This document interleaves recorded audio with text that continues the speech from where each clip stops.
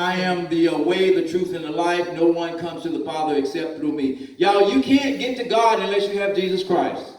Amen. That's right. Ain't no sense in somebody tell you, well, you can get to God many ways. No, not if you read this Bible, you can't. And I trust getting through Jesus. And I trusted him, and God did all the turnover. The miracles that the Lord did. I'm going to be sharing some on and off, because if I try to get everything in today, y'all say, holy Toledo, we got to go home.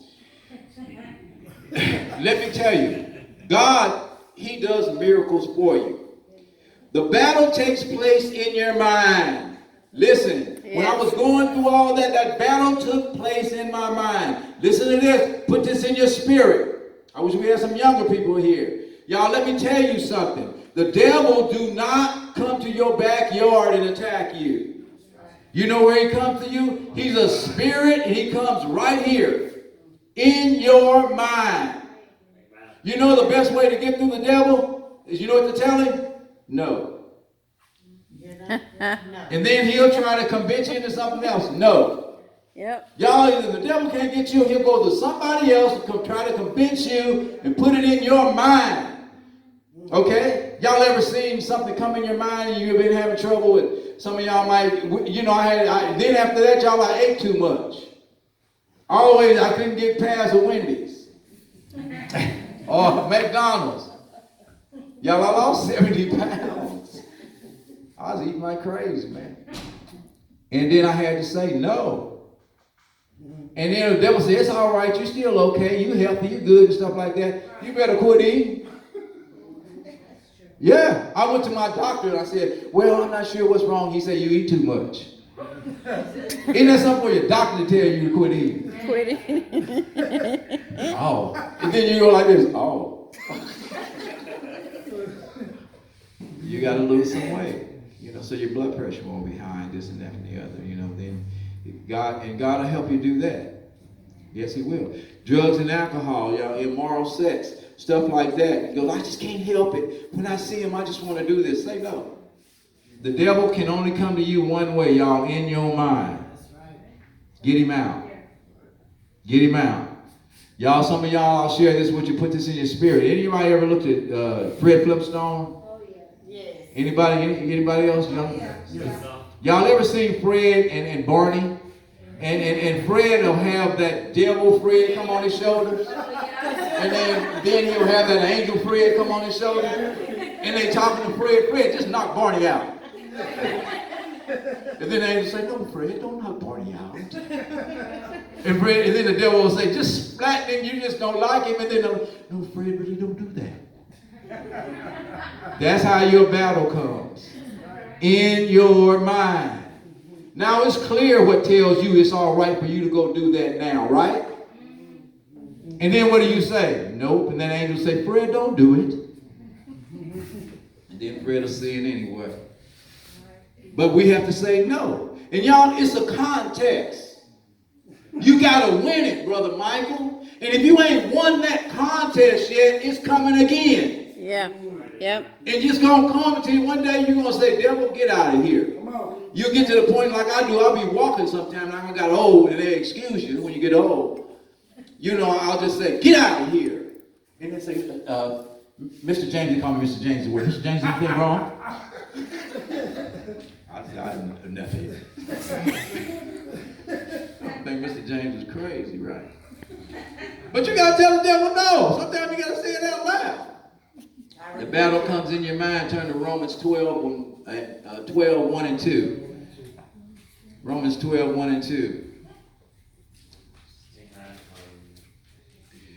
Romans 12, 1 and 2 says, I beseech you, therefore, brethren, by the mercies of God, that you present your body a living sacrifice, holy and acceptable to God.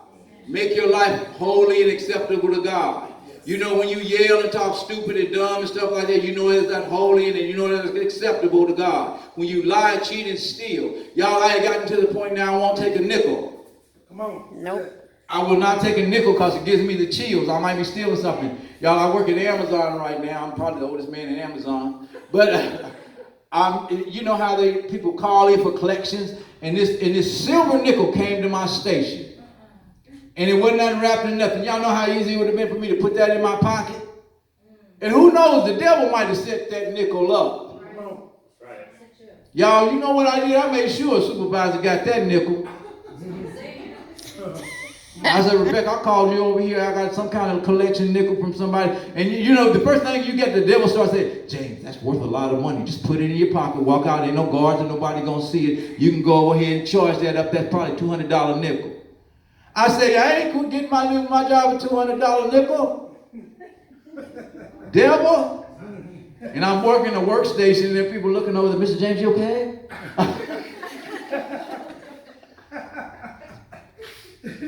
The devil will make you steal, and you know it's stealing. Yeah.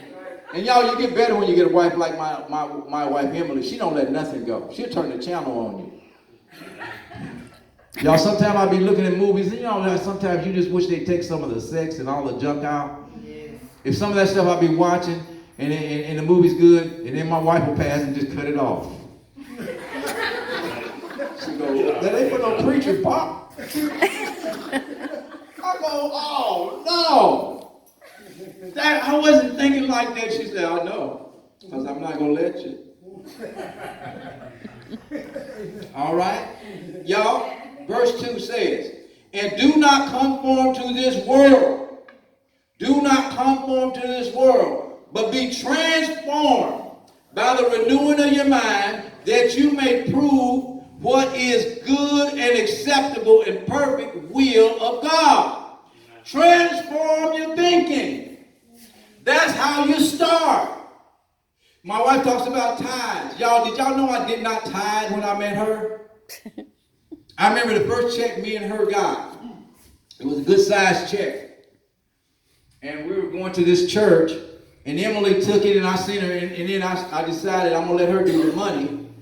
And she peeled out 10% of that big check. Y'all know what I told her? Hold it. Hold it. What? Hold it. Hold it. Yeah, he did. Did you know what you just did? Yeah, I know that. I said, hold it. I said, God knows us. He don't mean that. She said, he certainly does. Y'all, and when you see, my wife talk about tithes, T-I-P-H-E. That means you tithe every time. Now, I did my tithes last month. No, you didn't. You did a tithe. T-I-T-H-E. H-E. Well, I just will get on. But you transform your thinking. I had to transform my thinking. And you know when I did that, y'all? God was testing me on trust. Yeah. And then he started blessing me. Until I did, because it was a bike. Y'all, it was a bike. We had a duplex. And we had 2 old cars. It was a bike. And we started doing it, and I started watching God operate. He said, now you trust me, now watch me operate. Y'all, we got that duplex. We went and got a brand new house. I can't tell all the testimonies, but the house we live in right now, we went and got it. Y'all know how much we paid down on it? Zero. You know what they did for us? They gave us $1,800 at the end of that. I tell you the long story, because you know what? We wanted a place, and I was trusting God. My wife had to help me. Anybody got a wife that need to help them? Boy, it was hard for me because I was old school James. Well, I turned that over to her. And y'all see, she ain't kidding. She'll take a bite off my money in a minute. I trust her though. Y'all, take every thought into captivity. You're thinking out of things clearly before you do anything or say anything. Think clearly before you do anything or think anything.